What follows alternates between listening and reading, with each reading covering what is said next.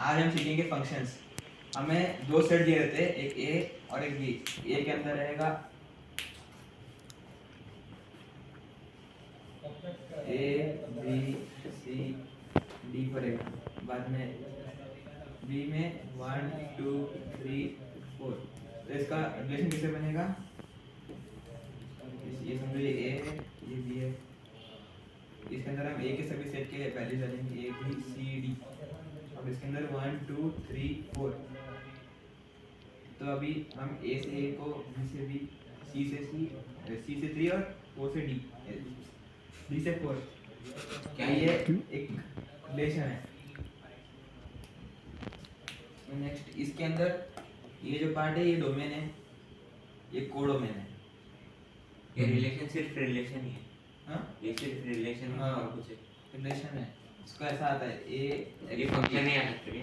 हाँ, ये फंक्शन नहीं, रिलेशन कैसे नहीं आ सकता? एक तो उधर फंक्शन हो रहा है, वो फंक्शन नहीं है तो रिलेशन है। फंक्शन भी होता है, फंक्शन भी है। अभी हम सीखेंगे टाइप्स ऑफ रिलेशन। ये एक्स भी नहीं, ए टू ए रिलेशन बहुत आते हैं। 6 टाइप ऑफ रिलेशंस है। कौन सा रुक रहे भाई, बोलता है।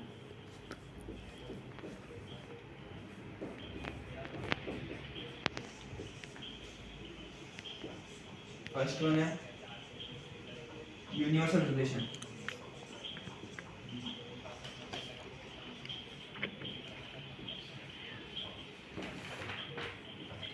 इसके अंदर सब कुछ आता है, ए एक्स ये वाला।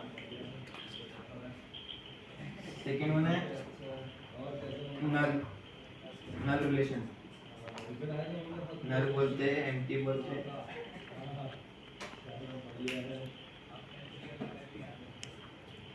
इसको ऐसा ये खाली वाला।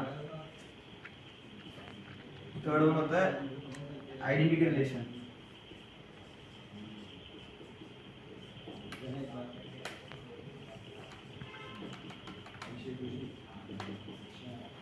इसके अंदर होता है मतलब सेम सेट का सेम वैल्यू 1 1 2 2 3 3 ऐसे होते रहता है, सिर्फ सेम वाले आते हैं इसके अंदर। बाद में फोर्थ वन होता है रिलेटिव यानी रिफ्लेक्सिव। इसके अंदर आइडेंटिटी प्लस दूसरे वैल्यू लेते हैं, जैसे कि ये आइडेंटिटी तो हो ही गया,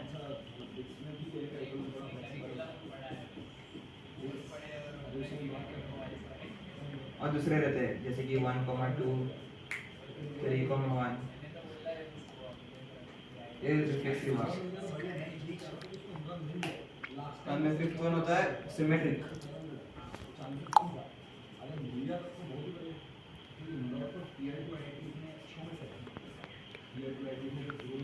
इसके अंदर सेट के अंदर 1 2 भी रहता है और 2 1, तो दोनों भी रहता है, ऐसे रहते हैं। इसको सिमेट्रिक बोलते हैं। Last relation transitive.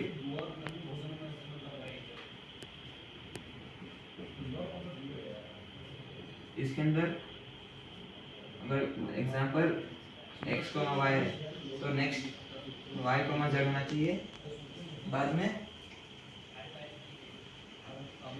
x z। नहीं तो सही कुछ भी मैच नहीं हो रहा है इन दोनों से। मतलब अगर यहाँ पे x y है या z अल्फा कुछ भी रहा तो वो ट्रांजिटिव है। Non transitive. क्या बोला तुमने? अगर x y है तो नेक्स्ट सेट में y z होना चाहिए, बाद में बाय उसको डिफॉल्ट ट्रांजिटिव है। कौन सा? अभी जो ये बोला वो ट्रांजिटिव हो, क्यों? बाय डिफॉल्ट होगा, डिफॉल्ट बाय डिफॉल्ट। कितना था?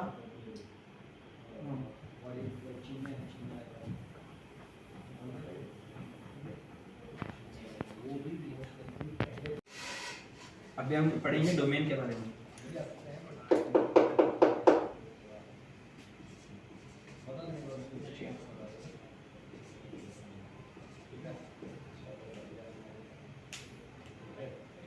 तो इसके थोड़े बहुत जनरल रूल्स रहते हैं।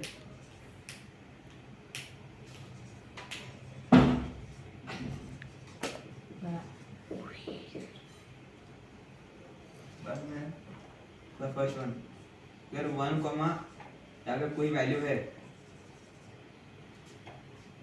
तो क्या होना चाहिए, ये जो वैल्यू है ये नॉट इक्वल टू 0 होगा, लेकिन बाकी कुछ भी हो सकता है। क्यों नॉट इक्वल टू 0? हाँ, अगर 1/0 रहा तो नॉट डिफाइंड हो जाएगा वैल्यू। बाद में second one, root over something, ये ग्रेटर देन इक्वल टू 0 होगा लेकिन नेगेटिव नहीं होगा कभी भी। थर्ड वन,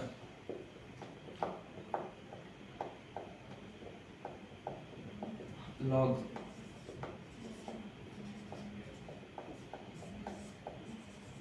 ये वाला जो पार्ट है ये ग्रेटर देन 0 होगा लेकिन नॉट इक्वल टू 1 होगा, क्योंकि अगर 1 रहा तो लॉग लॉगरिथम को फॉलो नहीं करेगा रूल को।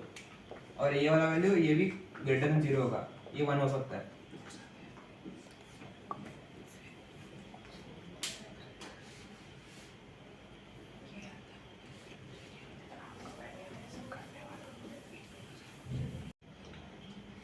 तो अभी हम थोड़े ट्रिग्नोमेट्रिक इक्वेशंस के डोमेन पढ़ेंगे। इनवर्स ट्रिगो, तो फर्स्ट वन होगा, अगर साइन इनवर्स x रहा तो x होगा x बिलोंग्स टू -1 से 1।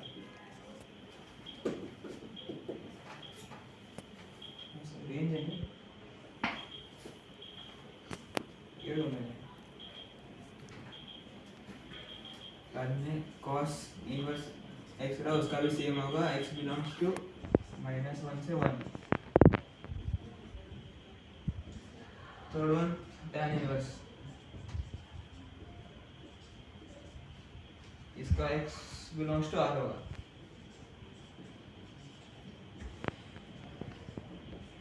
बाद में cot x का भी x बिलोंग्स टू r होगा।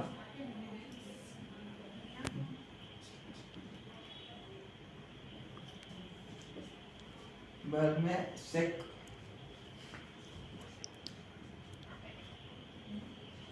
इनवर्स x का होगा, x बिलोंग्स टू -∞ से 1 से -1 यूनियन 1 से इंफिनिटी। बाद में से कोसेक का भी सेम ही होगा, x बिलोंग्स टू -∞ से -1 यूनियन 1 से इंफिनिटी। ये हो गया। रुका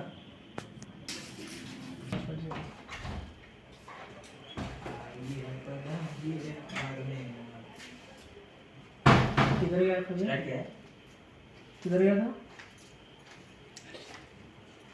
अभी रेंज पढ़ेंगे।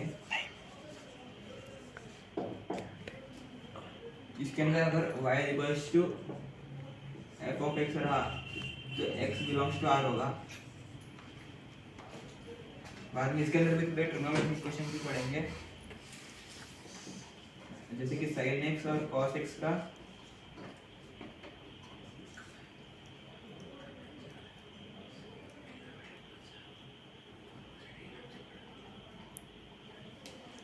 इसका -1 से 1 होगा।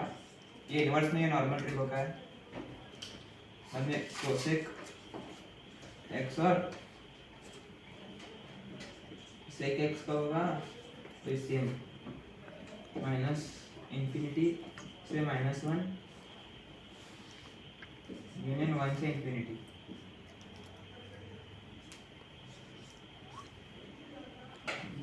वही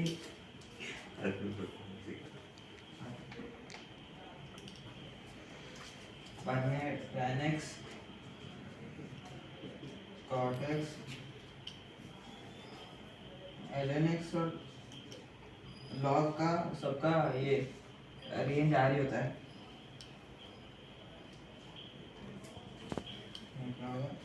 अभी हम थोड़े टाइप 1 एग्जांपल्स पढ़ेंगे। अभी हम थोड़े बहुत ग्राफ देखेंगे। तो first f of g of x sin x का यहाँ पे कुछ ऐसा होगा ग्राफ। ये होगा 1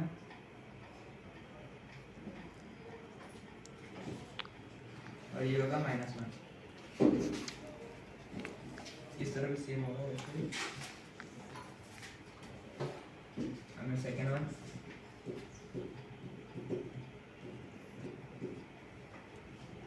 e of sin inverse x,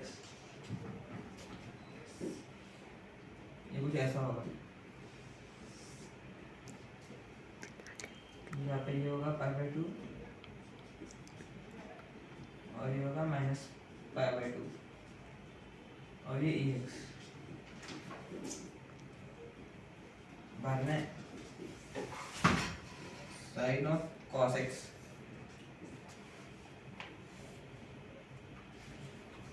बराबर। ये भी सेम ही होगा।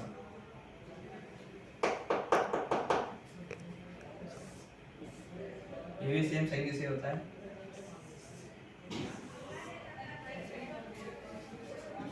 बाद में उसका दूसरा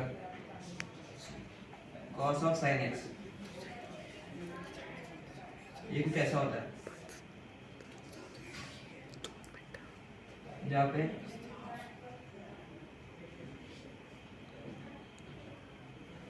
ये होगा cos -1,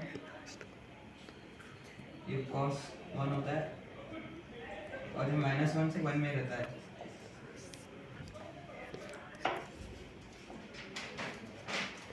तो सब बेसिक्स हो गए। बाद में cos का भी ग्राफ देख लेते हैं।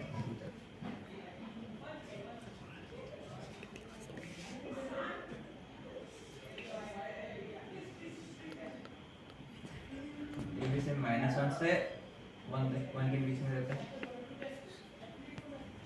तो वैसे पेन का ही खत्म हो गया है, तो आज के लिए बस इतना ही।